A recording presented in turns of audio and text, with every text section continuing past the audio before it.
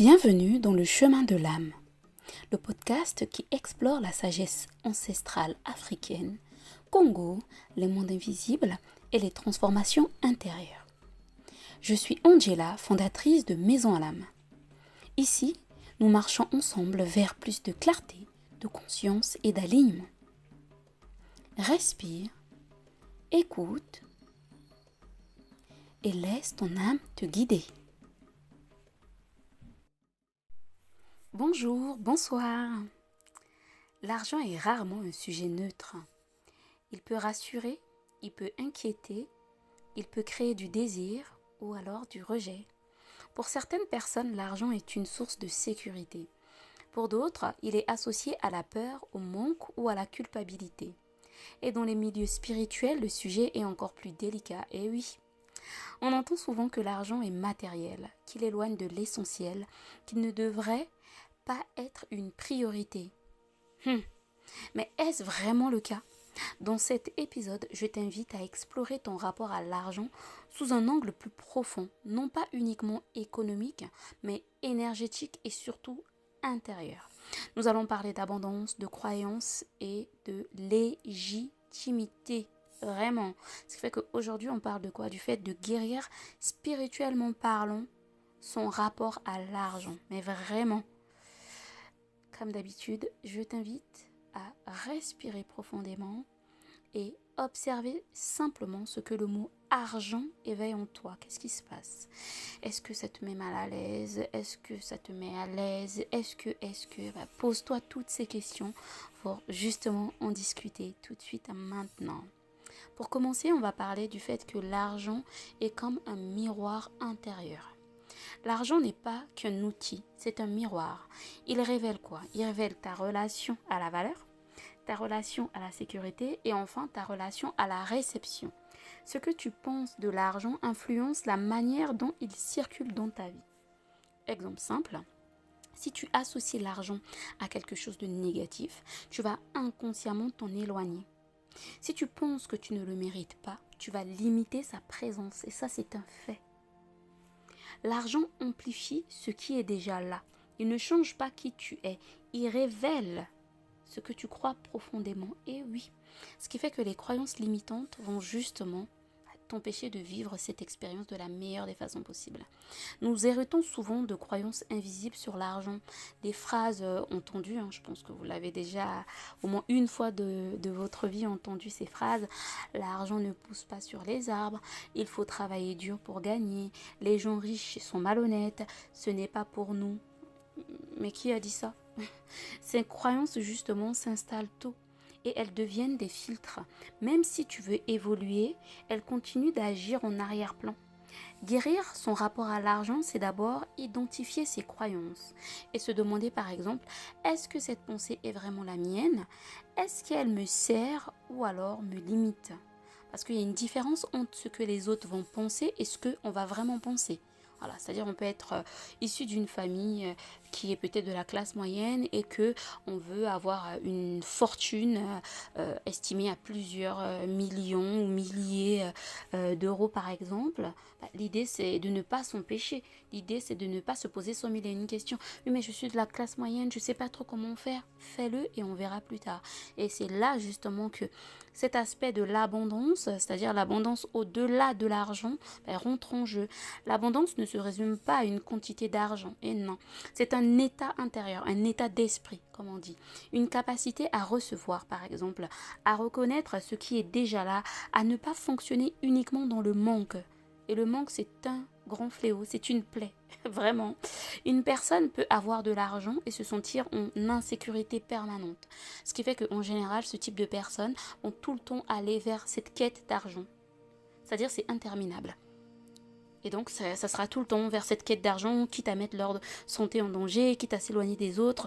C'est des personnes qui finissent par devenir, pour certaines personnes, pas tout le monde, vénales. Et ça c'est très très dangereux. Parce que ce qu'il faut comprendre c'est quoi? C'est que une autre personne peut avoir moins, mais se sentir stable et confiante. Et donc quand on parle du fait que cette personne, elle a réussi sa vie, tout se passe très bien, mais pour qui, pourquoi? Mais cette personne n'a pas réussi sa vie, tout se passe pas bien, mais pour qui, pourquoi? Qui te dit que la personne qui est en face de toi, qui peut-être d'après toi ne gagne pas sa vie comme elle est censée gagner par rapport au standard, on va dire ça comme ça, au standard de la société, mais qui te dit qu'elle n'est pas heureuse? Et donc ça aussi, c'est une vraie plaie sociétale. L'abondance commence dans la perception. Ce n'est pas nier les besoins matériels, non. Ce n'est pas être uniquement défini par eux, non. Mais l'idée, en fait, c'est que le fait de se définir par des besoins matériels, ça peut nous tromper, en fait. Or que quand tu cultives un état d'abondance intérieure, en fait, ta relation à l'argent change. Ça, c'est-à-dire, je perds même mes mots. C'est quelque chose d'indéniable. En fait, on ne peut pas refuser cette réalité-là, en fait. C'est indiscutable, mais vraiment.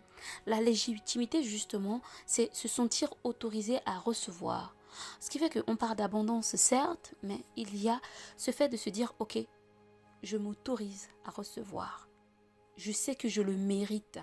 Et pas je le mérite du sens où, et moi ça c'est quelque chose aussi que jusqu'aujourd'hui que je continue à travailler, cette notion où j'ai travaillé dur, il faut trop que j'ai trop investi, j'ai trop fait ceci. Honnêtement, au fur et à mesure du temps, j'ai fini par vraiment lâcher prise sur cette vision là de j'ai tellement trop tout donné que je ne peux plus me permettre de, je ne peux pas faire ci ça, alors qu'il y a quelques années je m'étais résumée par exemple par rapport à mon autre société qui est un média que je m'étais en fait, j'avais décidé de ne plus rien faire de gratuit. Je fais plus rien de gratuit. Soit tu me payes, soit sinon tu n'auras rien du tout. Mais en fait, l'abondance, c'est tout ça. C'est-à-dire, tu peux avoir une collaboration où c'est gagnant-gagnant pour de vrai. Hein. Pas les collaborations où tu ne gagnes pas grand-chose, où ça va être gagnant-gagnant pour de vrai. Mais de l'autre côté, tu as quand même assez d'argent pour payer tes factures. En fait, c'est cet équilibre. À partir du moment où tu as de quoi payer tes factures, il y a des probabilités en fait, des possibilités plutôt, il y a des possibilités de collaboration qu'on peut accepter parce qu'on sait que derrière ça va vraiment nous apporter soit une visibilité accrue ou sinon d'autres collaborations qui vont pouvoir évoluer dans ce sens ou sinon derrière c'est nous pour notre image, ce qu'on appelle le personal branding. Pour le personal branding, pour l'identité visuelle, ça peut apporter en fait justement de la valeur et donc là l'idée c'est aussi de faire la différence avec, ce qui fait que pour parler de légitimité, en fait, beaucoup de blocages autour de l'argent ne viennent pas du manque, mais du sentiment de ne pas être légitime. Ne pas se sentir assez compétente, par exemple, assez prête, assez méritante. Et ça, moi, dans le passé, j'ai beaucoup vécu ça. Or que quand tu sens que tu es compétent, que tu es prêt, que tu es méritant, honnêtement, tu donnes beaucoup, mais tu as du mal à recevoir. Et ça, c'est important. Tu travailles, mais tu sous-évalues. Tu avances, mais tu doutes. C'est un peu comme par exemple, ça c'est une mentalité très francophone, si ce n'est française pour être encore plus précise, où quand on parle de salaire, les gens n'osent pas trop donner leur salaire, mais pourquoi? Je comprends que voilà, en fonction des croyances, en fonction aussi de la vision de tout un chacun, tout le monde ne pense pas pareil, mais ça ne sert à rien en fait de se sous-évaluer parce que je donne un exemple et ça c'est très fréquent dans la société actuelle. Parfois au sein d'une entreprise, deux personnes qui ont exactement le même métier, qui ont les mêmes responsabilités, il y en a une qui peut gagner peut-être 500 euros, 600 euros, 800 euros ou parfois même 1000 euros de plus que l'autre personne alors que ces deux personnes exercent les mêmes métiers. Là je ne parle pas de genre, je ne parle pas qu'un homme ou une femme. Parfois c'est deux hommes, parfois c'est deux femmes qui exercent exactement les mêmes métiers, surtout quand ça concerne les domaines de la tech, etc. Tout ce qui est technologie et tout, c'est très fréquent. En fait, si vous ne discutez pas tous les deux de votre salaire, en fait, vous ne pourrez pas savoir ce que l'un et l'autre gagnent. Alors que le fait de discuter de ça, toi, tu peux te rendre compte en mode, attends, mais lui ou bien elle, comment est-ce que cette personne, elle a fait pour pouvoir gagner 500 euros, 600 euros de plus que moi, alors qu'on fait exactement le même métier, on fait exactement les mêmes tâches, etc. Mais comment est-ce que moi je peux faire pour aussi pouvoir demander une augmentation?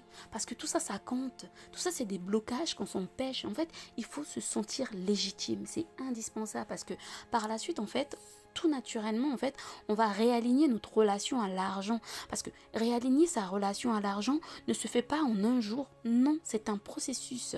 Voici quelques pistes. Par exemple, observer ses réactions face à l'argent, questionner vos croyances, apprendre à recevoir sans culpabilité, poser des limites claires dans ce que tu offres. Je l'ai expliqué précédemment, c'est-à-dire tu peux accepter des partenariats où vous allez être parmi les parties gagnant-gagnant, mais il faut vraiment que il y ait des limites claires dans ce que tu offres.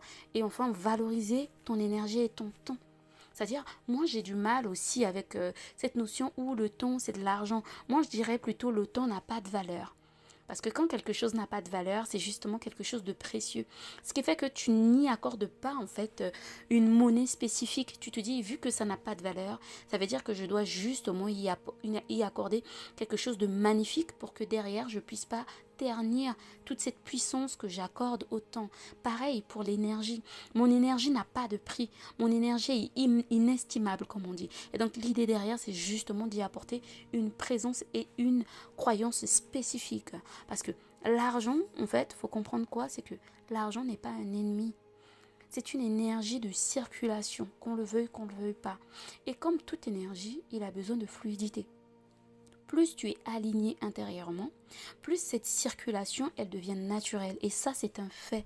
C'est-à-dire, même les personnes les plus fortunées l'ont déjà partagé à plusieurs reprises. Oui, c'est vrai qu'il y en a certains qui sont liés au bon endroit, au bon moment, etc. Mais pas tout le monde. Il y a des personnes qui ont évolué, qui ont commencé même, je dirais, avec rien, et qui ont évolué au fur et à mesure du temps, qui sont tombés par la suite au bon moment, au bon endroit. Mais ça fonctionne pour tout le monde, en fait. Parce que réconcilier la spiritualité et l'argent et le matériel même, je dirais, en fait, c'est quelque chose d'indispensable. Parce qu'en fait, pourquoi? Parce que tu n'as pas à choisir entre spiritualité et argent. On vit dans une société, en plus c'est une société en fait. On vit dans une société où l'argent est important. C'est-à-dire que tu le veux, que tu le veux pas, il faut payer des factures. Même si tu décides d'aller vivre au fin fond d'une forêt, il va falloir que tu payes l'électricité par exemple. Même si tu es en mode panneau solaire, mais dans ce cas, va falloir que tu payes pour ces panneaux solaires pour qu'on vienne te les installer, n'est-ce pas? En fait, on a toujours besoin d'argent. On a toujours besoin d'argent. Les deux peuvent coexister. L'un nourrit son intériorité et l'autre soutient ton incarnation. Et ça, c'est indispensable parce qu'en fait, c'est-à-dire, il y a la spiritualité qui va nourrir ton intériorité, qui va être là, qui va être présente. Et il y a justement l'argent qui débarque, qui soutient ton incarnation, qui te permet de vivre, qui te permet justement de profiter de la vie, comme on dit, de jouir de la vie. Et ça, c'est indispensable. Pourquoi? Parce que guérir ton rapport à l'argent, c'est te réconcilier avec ta valeur. Et ça, c'est indispensable. C'est te permettre justement de recevoir. C'est de créer en fait une relation plus saine et plus confiante et plus consciente avec toi-même. Ça, c'est indispensable, honnêtement. Et rappelle-toi, tu as le droit de vivre dans l'abondance. Mais surtout, de ne pas te perdre. Tu vis dans l'abondance, mais sans te perdre. Parce que ça, encore une fois, ça n'a pas de prix. Pourquoi est-ce que ça n'a pas de prix? Parce que le fait de ne pas te perdre, ça va te permettre de pouvoir jouir de ta vie de façon consciente. Et toi qui m'écoutes aujourd'hui, je t'invite à faire cette paix avec l'argent. À te dire que, ok, j'ai par exemple un master, j'ai envie de gagner, allez, je viens d'avoir mon diplôme, je viens d'avoir mon master, j'estime que je vaux 4 000 euros, va chercher ce travail pour avoir 4 000 euros. J'estime que je vaux 10 000 euros, va chercher ce travail. Ça peut paraître rêveur, etc., mais va chercher, quitte à ce que tu changes de pays, quitte à ce que tu changes de continent, va chercher, parce que c'est ça qui va te permettre de pouvoir être équilibré. Et ça, c'est une réalité. C'est un problème sociétal. L'argent, c'est un des facteurs qui, malheureusement, pousse les gens à devenir malades, à vivre des dépressions, de l'anxiété, des burn-out à outrance, etc., etc. Alors que lorsque tu es en paix avec toi-même, il n'y a pas de raison que les choses se passent de la meilleure des façons possibles. Je te remercie. Si cet épisode a résonné en toi, si certaines paroles ont touché quelque chose d'intime, sache que ce chemin ne se parcourt pas seul. Je t'invite à rejoindre le groupe WhatsApp Alam Experience, un espace de partage, de transmission et de conscience où nous prolongeons ces réflexions, où les mots deviennent expérience et où les liens se tissent avec justesse. Le lien est disponible en description. Prends ce qui résonne, laisse le reste et avance à ton rythme sur ton chemin d'âme. À très bientôt pour un nouveau pas sur le chemin de l'âme.